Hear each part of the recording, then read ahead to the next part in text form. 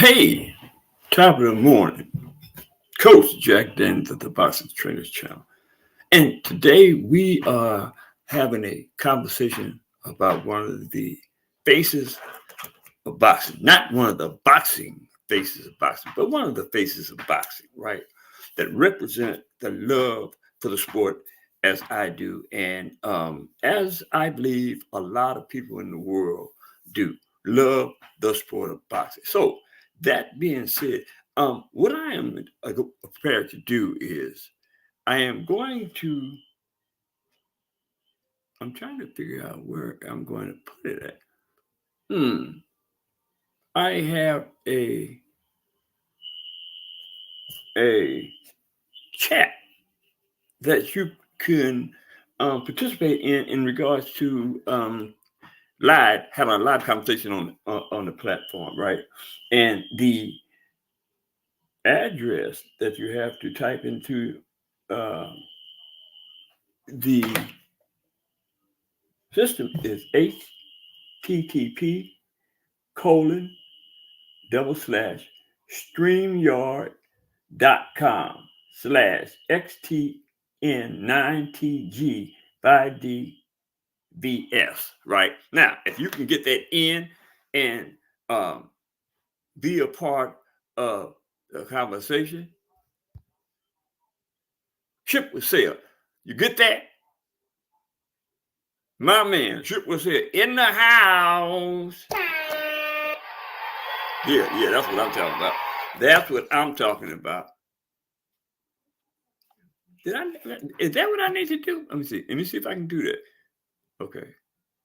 Um,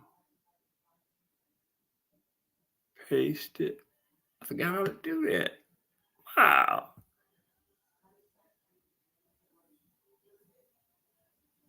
Uh, okay. Dang. Paste it and post. Ship, buddy. I hate to tell you this, but this is what I'm gonna do. Comment. Post a comment. This is what I'm gonna do. I'm gonna put it. I'm gonna post it. Um, I'm gonna post it in the. Let me try one thing first. Okay, here you go. Okay, okay, there it is. Now,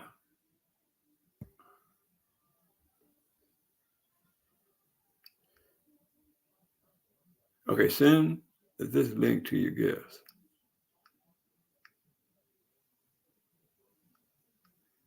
Okay,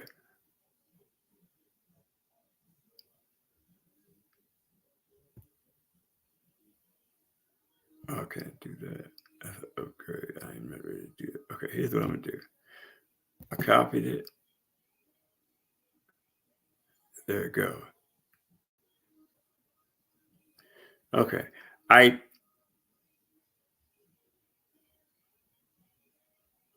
yeah, I know I did it before, but that's been quite a long while. I did post it, but I don't know if you're gonna get it. You might have to wait until later this evening when I do another show, and that will give me the opportunity to refresh myself and be able to resend it.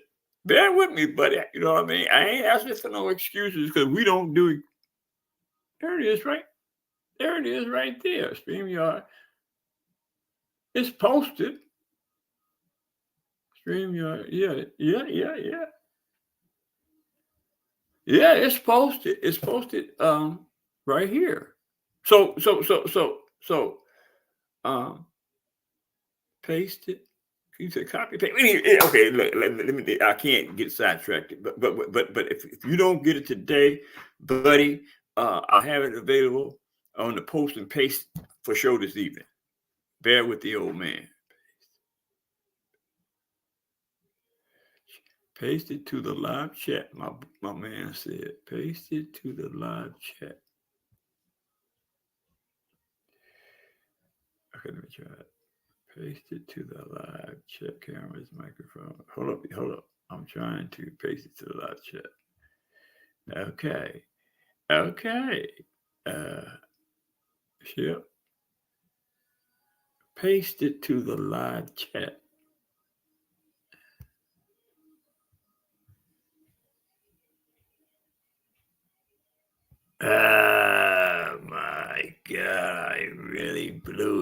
this time. Ship. This is the best I can do. Hold up. T.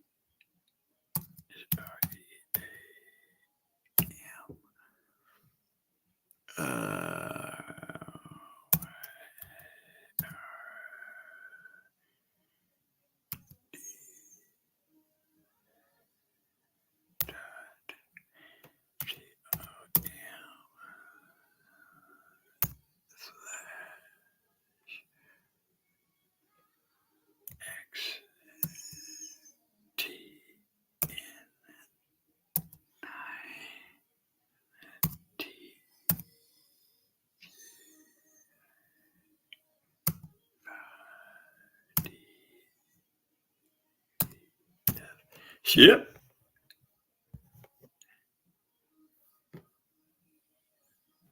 That's the best I can do for now. Okay. I mean, I posted the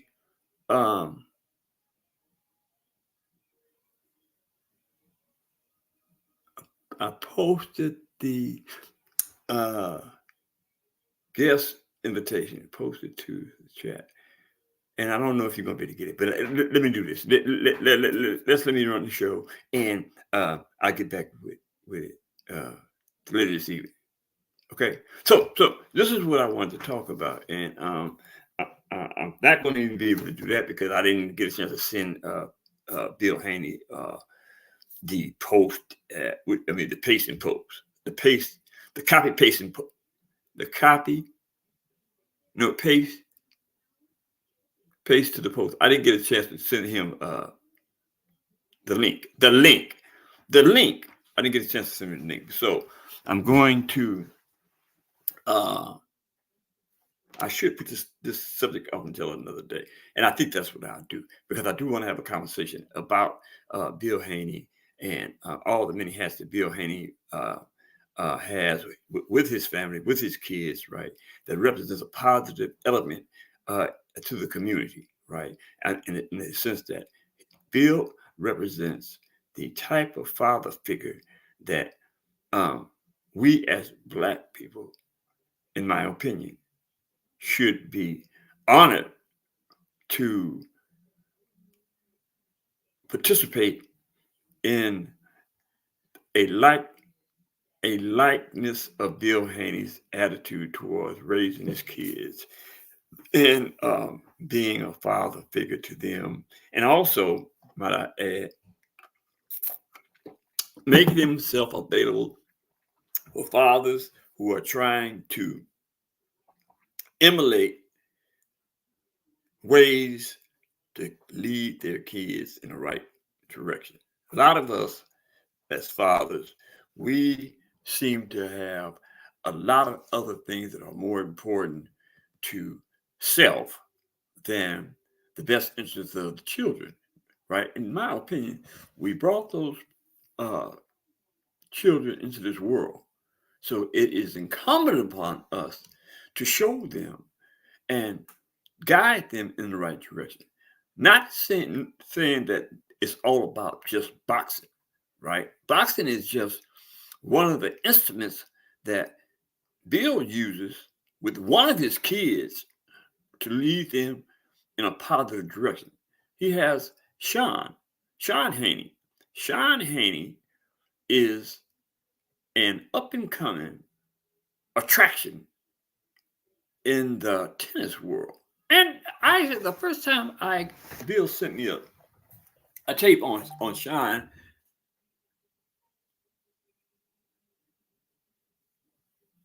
Element. Shout out to Element. Appreciate you, brother.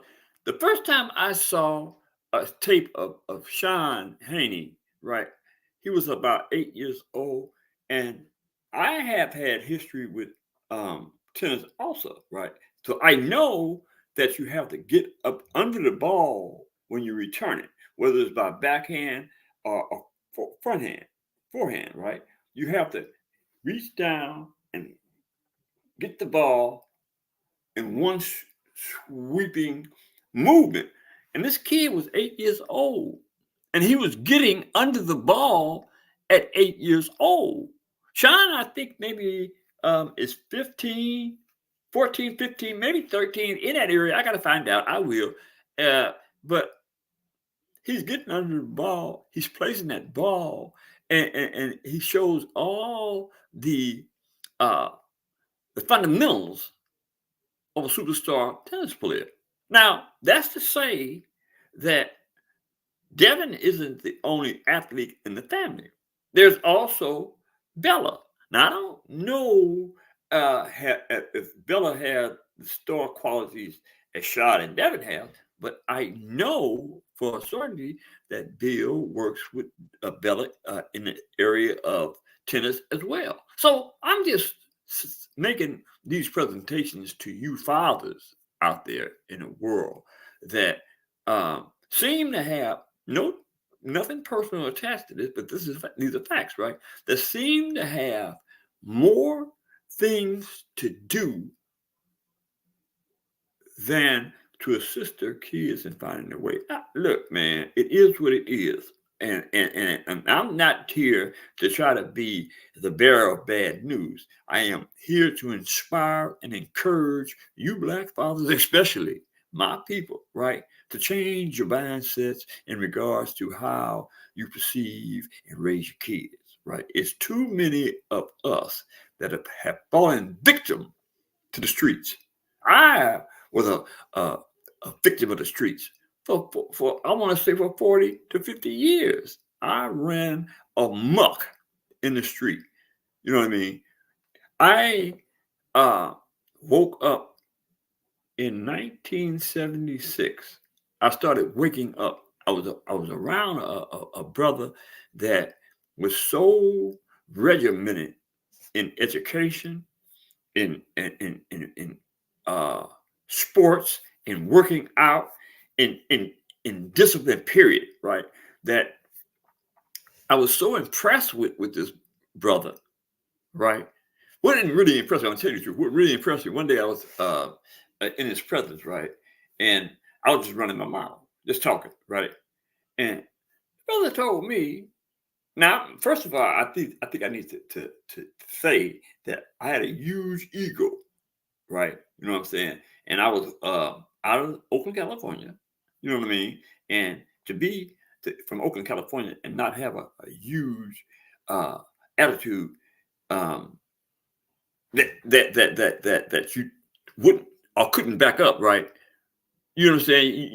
You just couldn't come around those brothers that was of the same mindset, right? And I was of that mindset. Well, you know what I'm saying? I had a little reputation, right? I could box my butt off, and I was pretty, you know what I mean, up to snuff when it comes to the street game. You know what I mean? I was in the house, for a lack of a better term, right?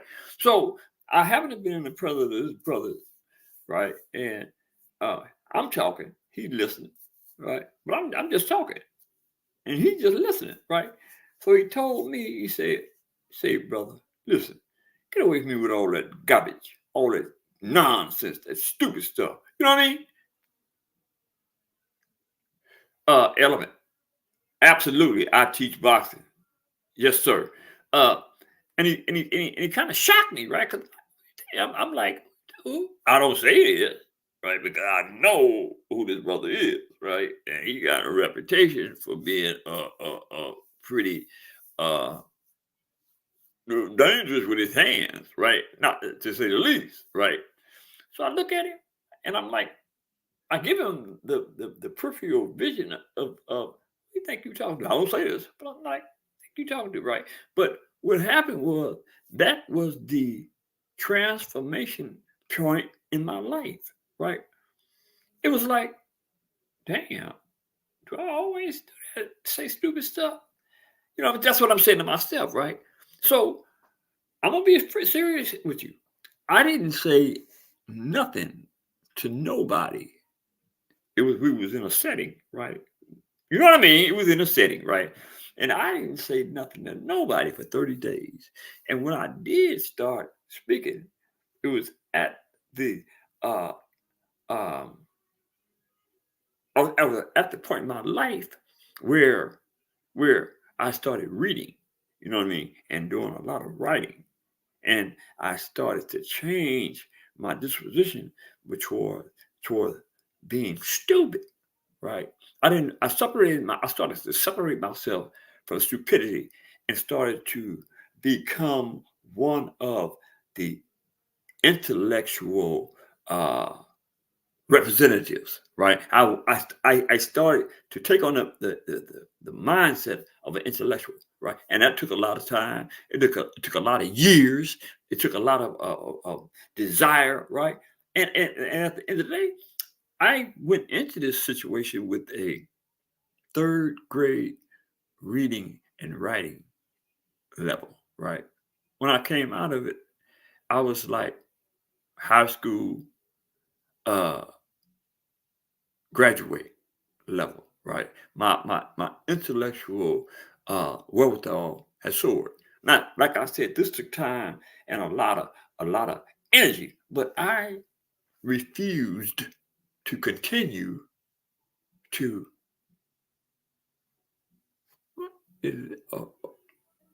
Are you? Wait a minute, hold it. Oh, I think I do got a guest in the house, y'all. I don't know how you did that, but let me see. Uh, okay, yeah. You did it, huh? Okay, wait. Ship was selling, Yeah, huh? I typed it in. Hey, hold up, Ship. Yeah. Okay, yeah. So you got the pace and Yep. figured it out, Ship. Yeah. Okay, but next time I do this, I will have it back to the normal state where it's paste and copy and paste. So, what you got going on today, brother? And right now, I'm just relaxing. Okay. Going to go Uh, to the gym in a little bit, but I'm so just listening to the hold topic you let talking me give a about Bill shout. Haney. Hold up. Let me give Bill a shout Haney out is to definitely Rodney. Let me a give a shout out dedicated to black father. Okay, let me give a shout out to Rodney Talemo, right? Shout out to Rodney Talemo in the chat. And Rodney, if you want to, you can hit the if you can get to like Ship did, you're welcome to come on the show. So so you freaking the gym? What brother? I try to go to the gym 4 or 5 days out of the week. Hey, that's outstanding. Yeah, That's stay healthy, do some cardio, lift a little bit of weights. hey.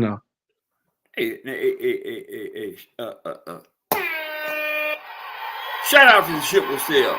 5 days a week in the gym, working his rump off to stay healthy. And I encourage those in the chat, those who listen to this particular podcast, look, good health is absolutely imperative. You know what I mean? And for a man to put in 4 or 5 days a week in the gym, shout out to Ship with Sale. Shout out to you, brother. So you got any boxing on your plate?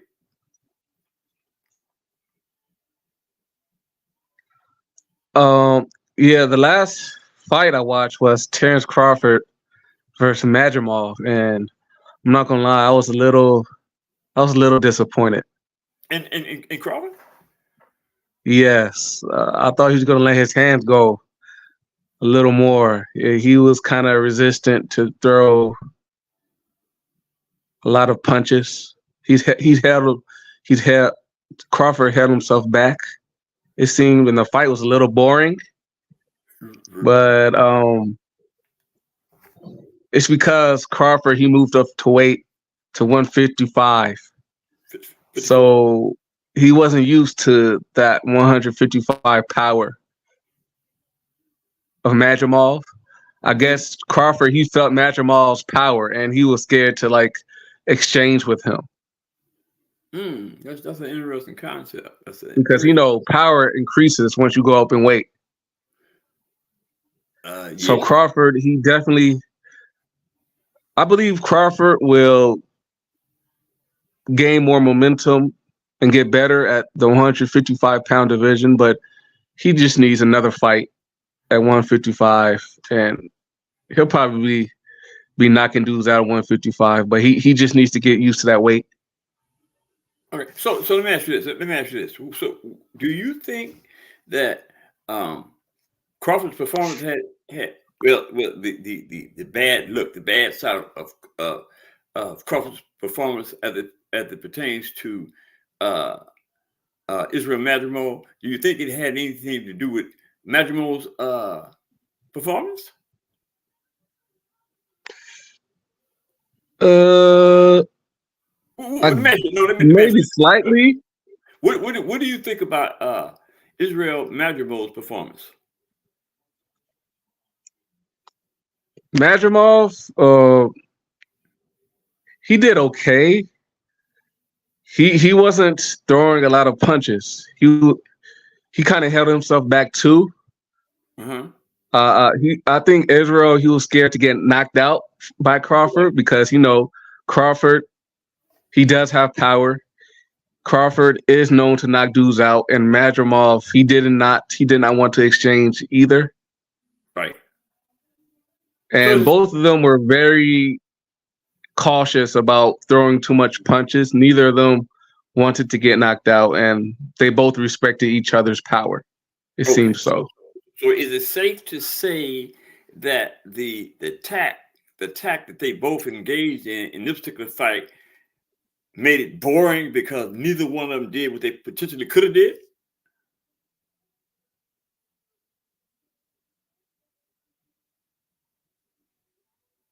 Yes, the fight was boring to me.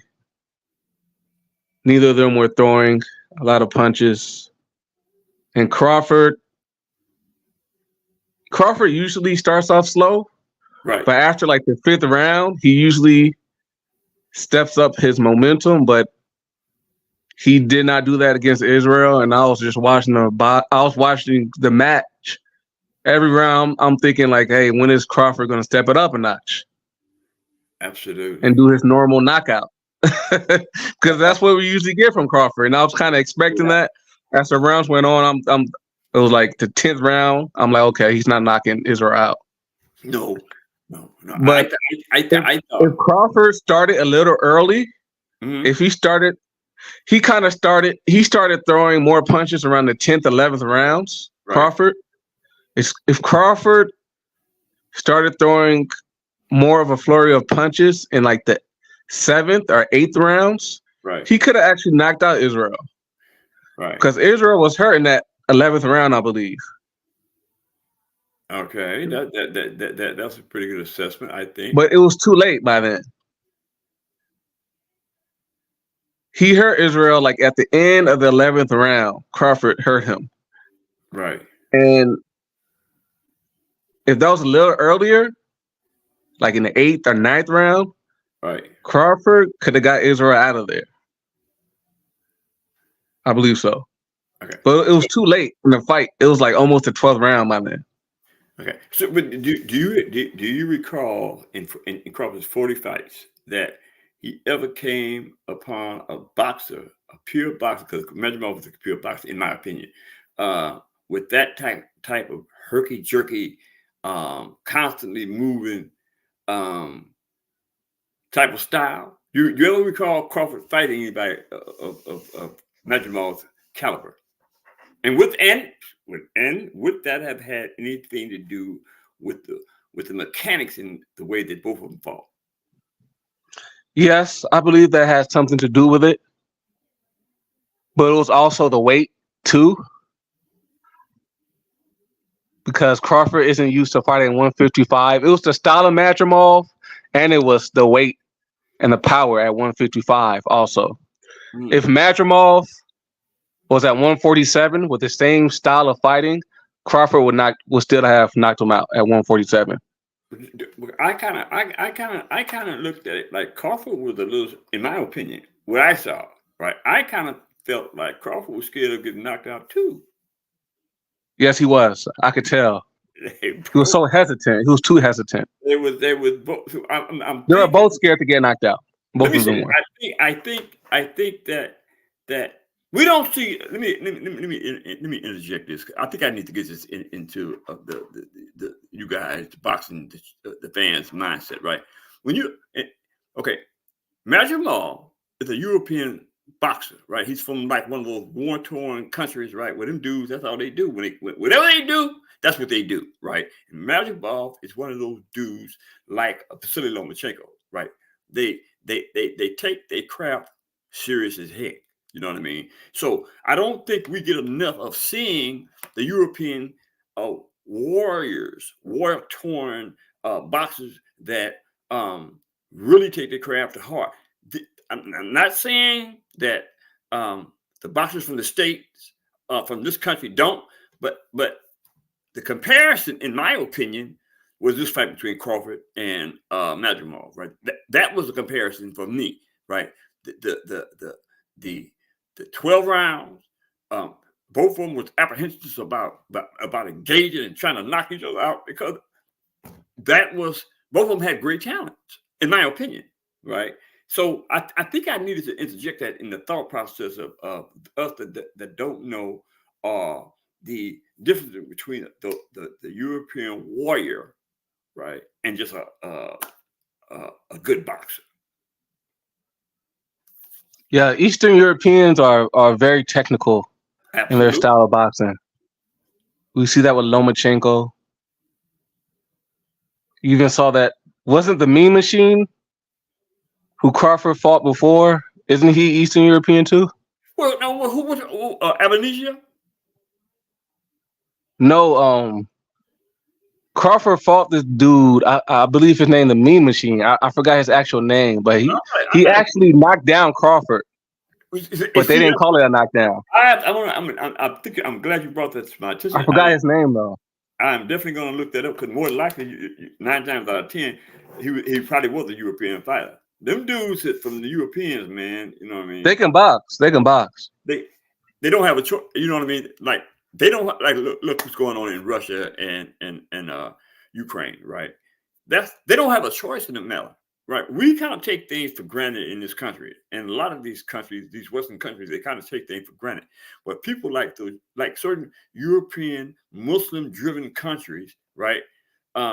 They take their craft serious, because that's the only way a lot of them can feed themselves and their families, right? So I just wanted to make the distinction between the European fighters, the warriors, and just the typical boxers. Just, you know what I mean? This box. These dudes, I have a personal preference for the European warrior.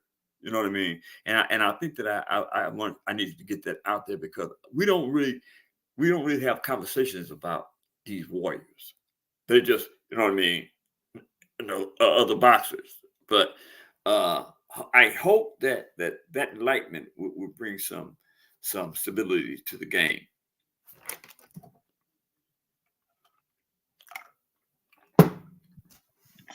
I'm interested to see what who Crawford fights next. Me too. Who would you like for him to fight? Either Jamel Charlo, Virgil Ortiz, or Boots Ennis. Hey, here's the thing. You made a good call when you said Jamal Charlo. I would love to see that fight, because there's a lot of history between the two. They don't like each other. Yeah, they don't like each other. So I remember when Crawford was fighting Spence, Crawford and Jamel Charlo, they were going back and forth. You know, Jamel Charlo was in the audience and they were talking trash to each other. That was funny. It was so funny, because Crawford actually gave him the nuts, as in scrotum invitation. Yeah, I remember that one. That was wow. Yeah, so that would be a very good fight. I think they would really go at each other and make that fight. Hey, that would be for me. And I'm glad you brought that up. That would be the number one fight, and that we should want to see. Those two, Charlo and Bud Crawford. Yeah, but you're right. Boots Ennis is another good fight that I know that people want to see. Do you think that will ever happen? Boots versus Crawford? That's hard to say. That's hard to say because I see him moving in different directions, right? Boots could go up, but he's talking 147 welterweight. I think Boots is gonna go up to 155. You think so? Is If that he what you? really wants to fight Crawford, he kind of has to, because I don't think Crawford's going back down to 147. No, no. He's made that perfectly clear that he don't want to go I back. think didn't Crawford just recently vacate his belts at 147? Yeah, he I did. believe he did. He did. So that means Crawford's not going down back to 147 if he just vacated his belts at that weight class. Absolutely, that is a good perception in regards to Thomas Bud Crawford not going back to 147 and moving up to 154 and maybe what 160. Crawford has the mindset of another. I mean, Crawford needs a few more fights at 154. He needs to get used to that 154 power before he goes up to 160. Okay, what do you? Does anybody in the chat think that Virgil Ortiz has a chance with Thomas Crawford?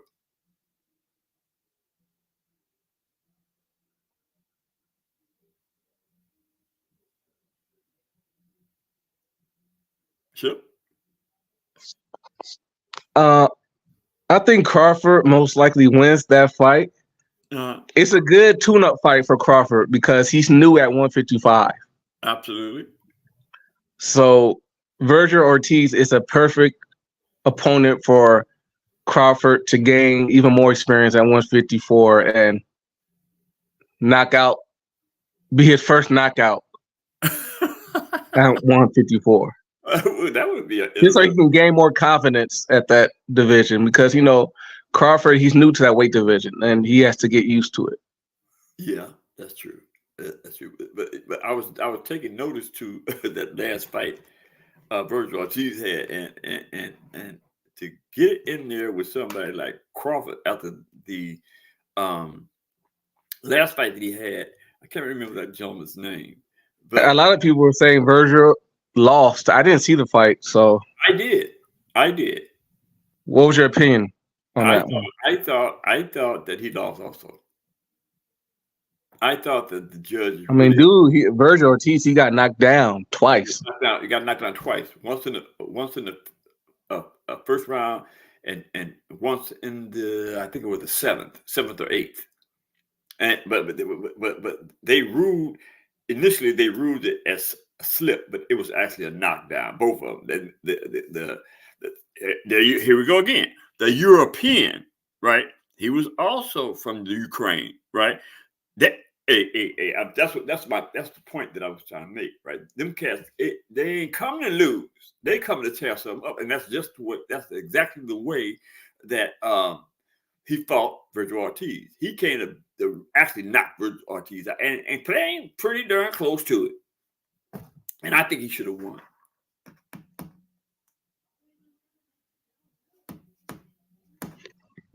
Yeah, Boots is going to have to come up to 154 to fight Crawford, and that'll be an interesting fight. You know what? Who I want to see Boots fight? Who? Brian Norman. I've heard of him. I don't know too much about him though. Brian Norman is from all indication. Brian Norman is the truth, right? Now, Teofimo Lopez said that he started talking about he wanted to fight Brian Norman, right? But he slowly backpedaled, and now he's going in 4 or 5 different directions, trying to get away from Brian Norman, right? And Brian Norman's father had an interview a couple of days ago, and after the interview, I text who led that interview? Aki TV, right? I text Aki TV and told him Brian Norman just lost that fight because everything his father said, right?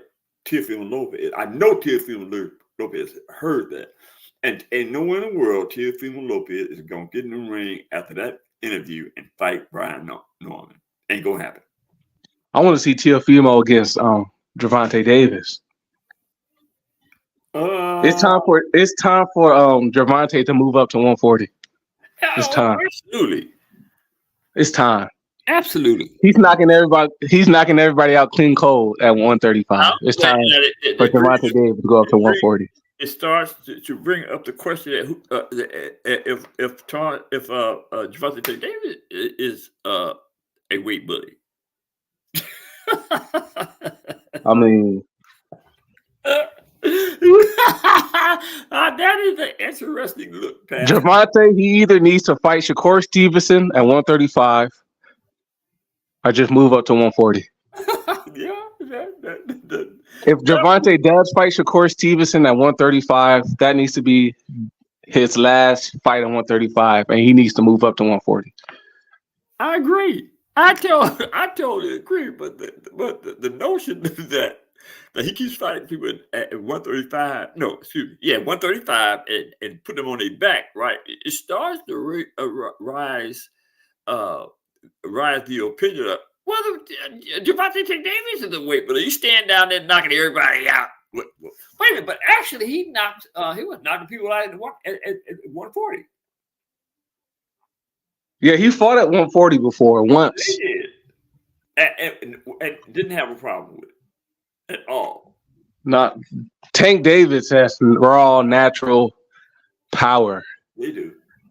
I always knew he was powerful, but I really saw that he was truly powerful against Frank Martin. I didn't know he was going to knock out Frank Martin that easily. Frank Martin, he's strong. He's big. He's strong. And I thought Frank Martin was at least going to last the 10th round against Tank Davis.